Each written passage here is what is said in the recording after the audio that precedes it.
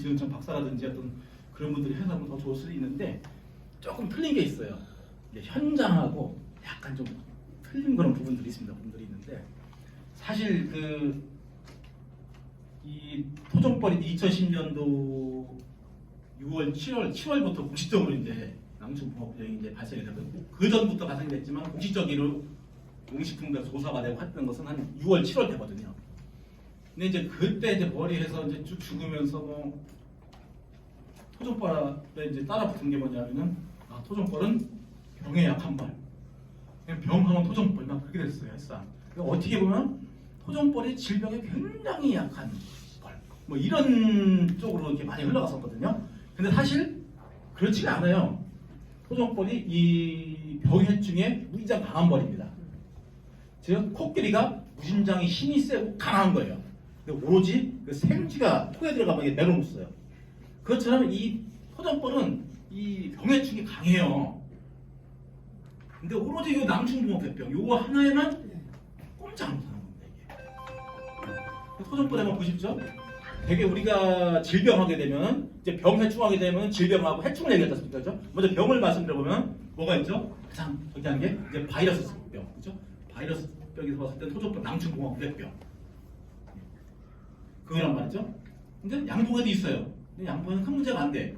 이게 종이 틀리다 보니까 낭충봉합병이 즉 진단은 돼도 큰 문제가 안 되는 거예요. 그래서 양봉에서는 에이씨 토종벌도 사육 기술이 없어 그렇지 뭐 그랬던 거지.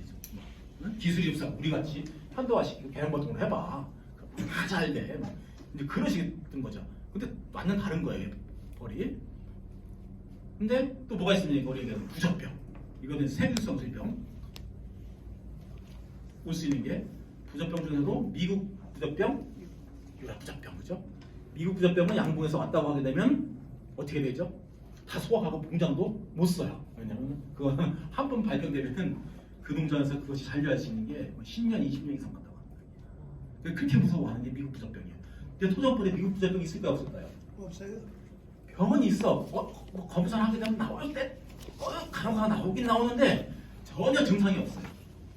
그러니까 양봉이 막 미국 부적병이 와서 막 죽어나가도 문제 없습니다. 아주 절대적으로 강한 거죠. 그 다음에 유럽 부적병. 양봉도 와요. 근데 토종벌이 요게 조금 있습니다. 조금.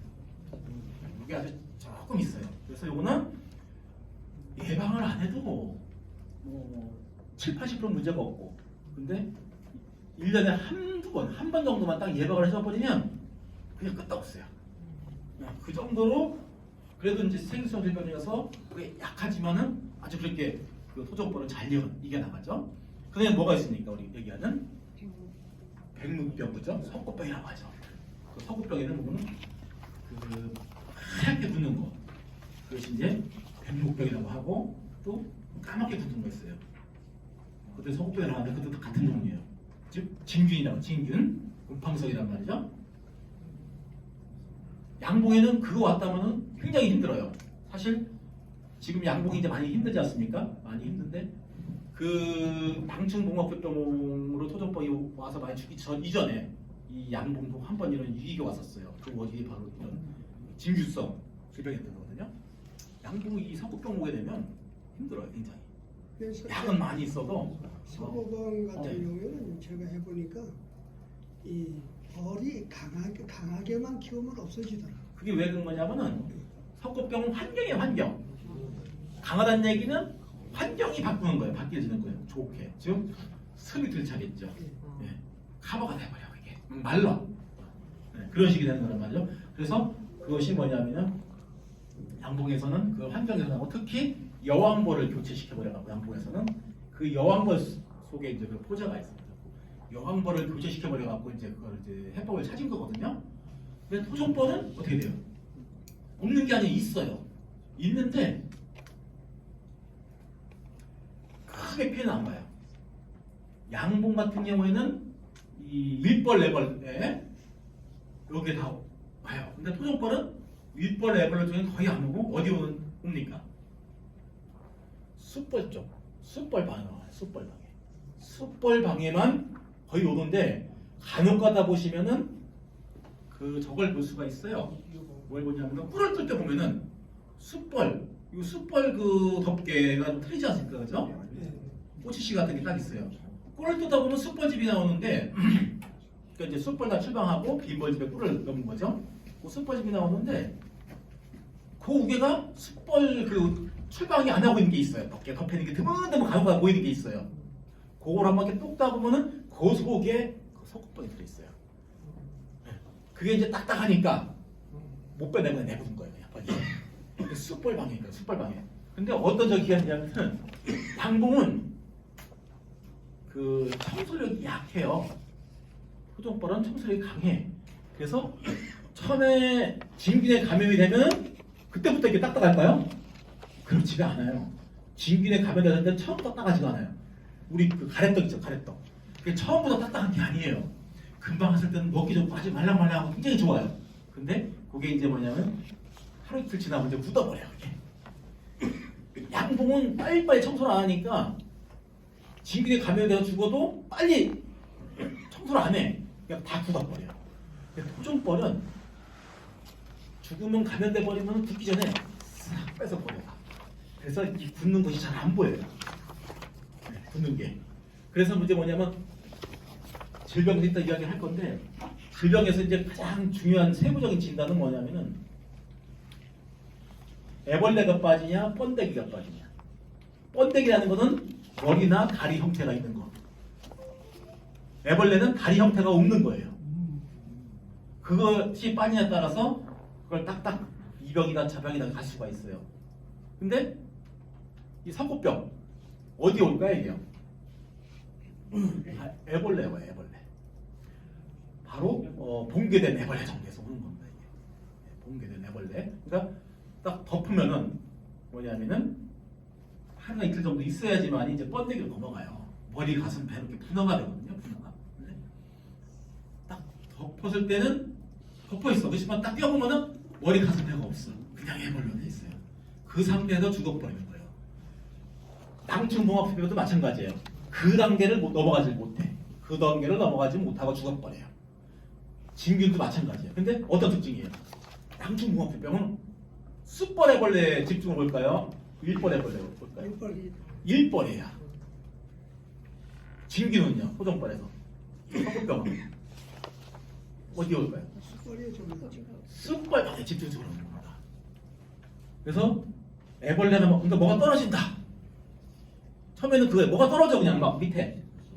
그럼 뭐라 그래? 와씨 낭충봉합병 왔다 그러거든요. 낭충봉합병 왔다. 근데 그걸 호들갑이라고 하죠. 그 호들갑을 떠는 거예요.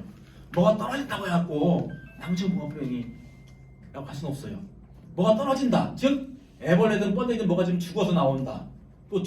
또 나오는 것은 뭡니까? 죽지 않은 것도 나올 수도 있어요. 살아있는 것도 떨어질 게 살아있는 것도. 떨어지는 것은 다 죽은 게 아니에요. 어떤 것은 살아있는 생명체도 막 빼내는 게 있어요. 이게 해충피해. 해충피해인 거고. 그래서 이제 그 딱 봤을 때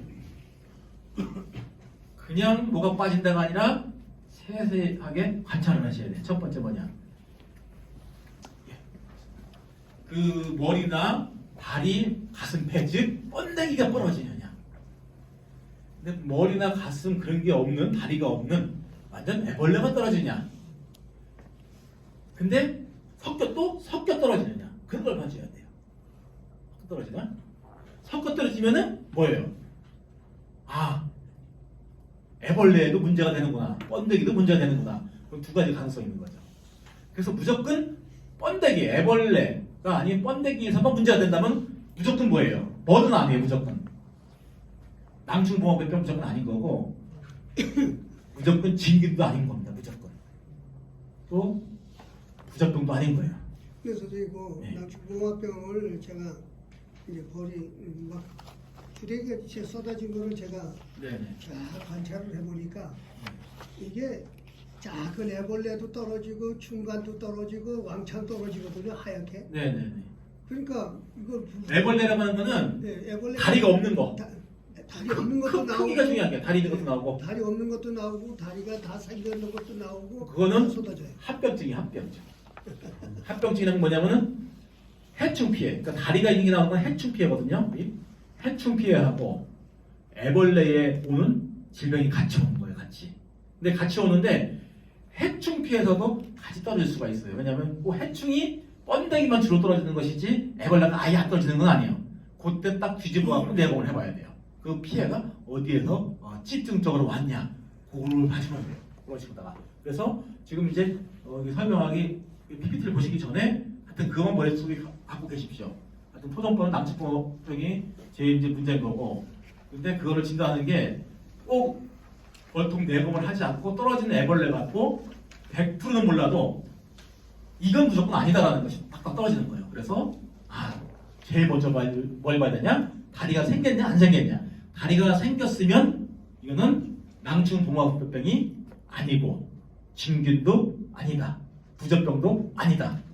그러면은 그거는 무조건 해충으로 넘어가는 거예요. 해충 넘어가는 거고. 근데 다리가 안 생겼다 하나도, 그러면 이거는 해충은 아닌 거예요. 그럼 낭충동화병일 수도 있고, 뭐 부적병일 수도 있고, 뭐 석고병일 수도 있고, 바이러스성 질병일 수도 있고, 그렇게. 그러면은 그거를 갖다가 이제 어디서 발생하냐를 봐서 이제 알 수가 있어요. 그럼 좀 PPT를 보시면서 설명을 드릴게요.